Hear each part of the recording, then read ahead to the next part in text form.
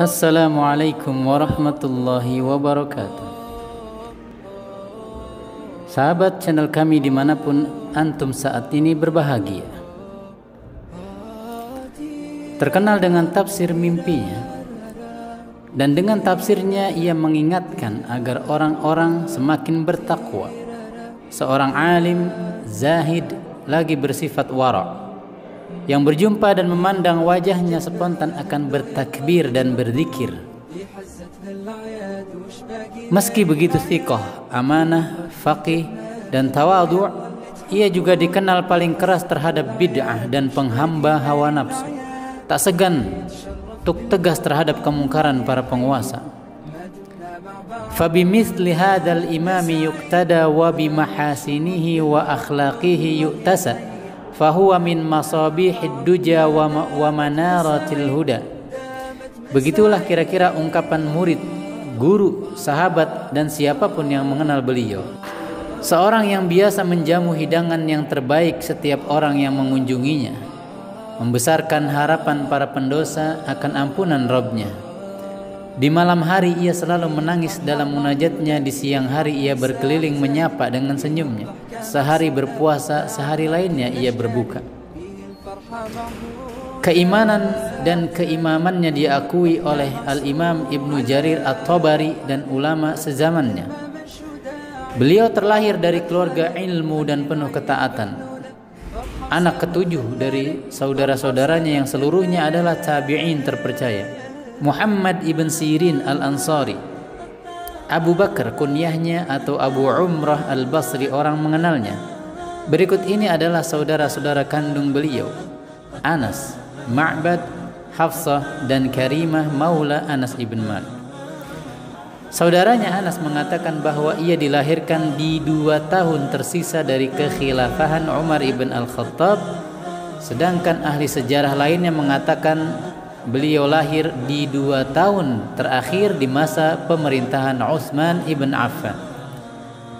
Dan Al-Imam Az-Zahabi menegaskan pendapat yang kedua lebih tepat, karena jika pendapat yang pertama yang benar, maka ia akan seusia dengan Al-Imam Al-Hasanul Basri, namun nyatanya ia lebih muda daripada Al-Hasanul Basri beberapa tahun.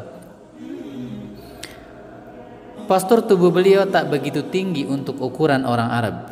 Rambutnya panjang sampai ujung telinganya atau syahmata udunaihi, sering bergurau dan tertawa. Beliau menyemir rambutnya juga jenggotnya dengan henna. Ma ra'aitu rajulan afqaha fi wara'ihi wala awra'a fi fiqhihi min Muhammad ibn Sirin.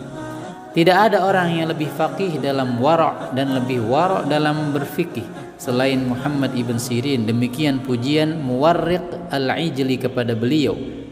Iya, beliau sangat memahami fikih wara' sebagaimana ia sangat berhati-hati wara' dalam masalah fikih. Abu Awana berkata, ra'aitu Muhammad ibn Sirin yamurru fis suqi fayukabbirun nas.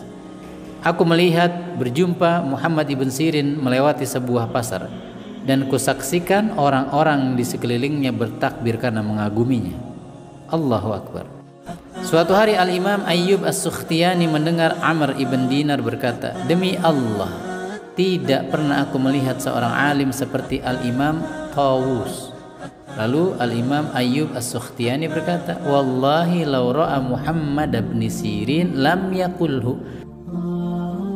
Demi Allah, seandainya Amr ibn Dinar sudah pernah berjumpa dengan Muhammad ibn Sirin, maka ia takkan mengatakan hal tersebut. Al-Imam Ibnu Aun juga berkata, salasatun lam tara aynayya mithlahum, Ibn Sirin bil Iraq atau bil Basrah, wal Qasim ibn Muhammad bil Hijaz, wa Raja'a ibn Haywah bil Syam, ka'annahum iltaqaw fatawasaw. 3 orang yang belum pernah dilihat oleh kedua mataku dan belum pernah ada yang menyamai mereka, yaitu Muhammad ibn Sirin di Basrah, Al-Qasim ibn Muhammad di Hijaz, dan Raja ibn Haywah di Syam.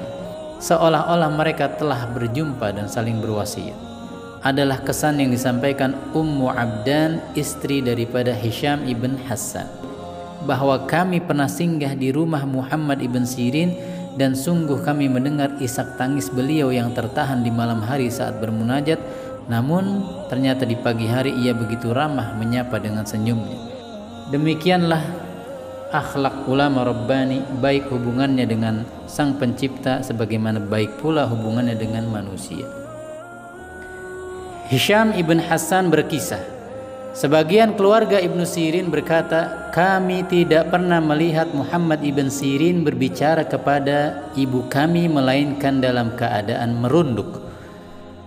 Rasa takut akan durhaka kepada sang ibunda menjadikan beliau seolah-olah hamba sahaya yang sedang berada di hadapan tuannya. Al-Imam Ibnu Aun pun pernah bercerita bahwa ada seorang yang mengunjungi beliau dan di saat yang sama ada sang ibunda.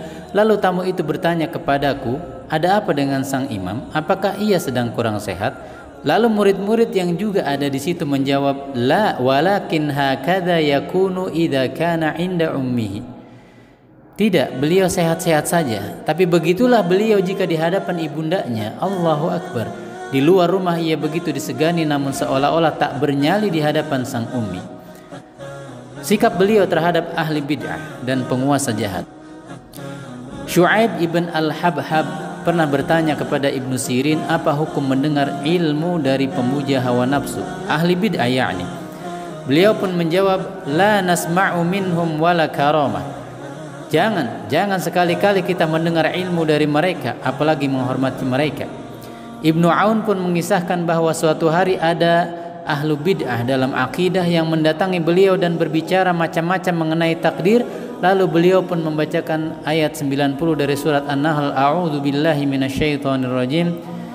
Innallaha ya'murukum bil 'adli wal ihsani wa ita'i dzil qurba wa yanha 'anil fahsya'i wal munkar والمنكر والبغي يعظكم لعلكم تذكرون.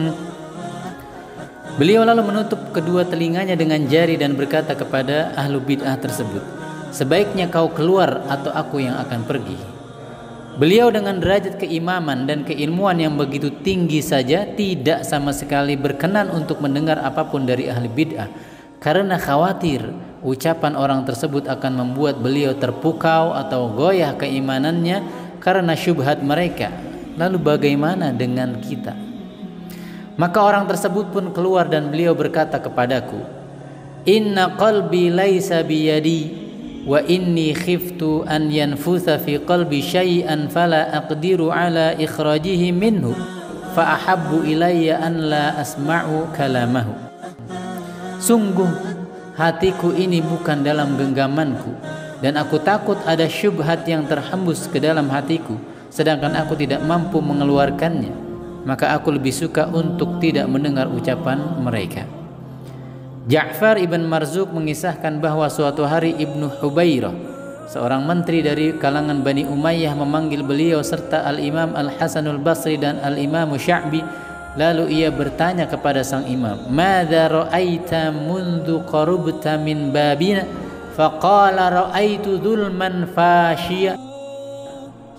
Wahai imam, apa yang kau lihat saat kau hampir sampai di depan pintu istana kami? Beliau menjawab, aku melihat kezaliman yang begitu nyata. Allahu Akbar.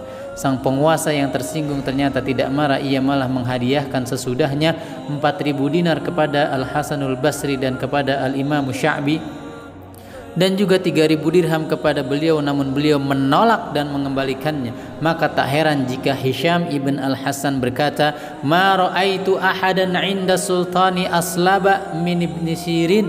Sungguh aku belum pernah melihat seorang pun yang lebih gagah berani di hadapan penguasa selain Al-Imam Muhammad ibn Sirin. Demikianlah kisah beliau, sahabat channel kami yang dimuliakan oleh Allah. Insya Allah akan kita lanjutkan di part yang kedua dengan membahas tafsir mimpi beliau. Wassalamualaikum warahmatullahi wabarakatuh.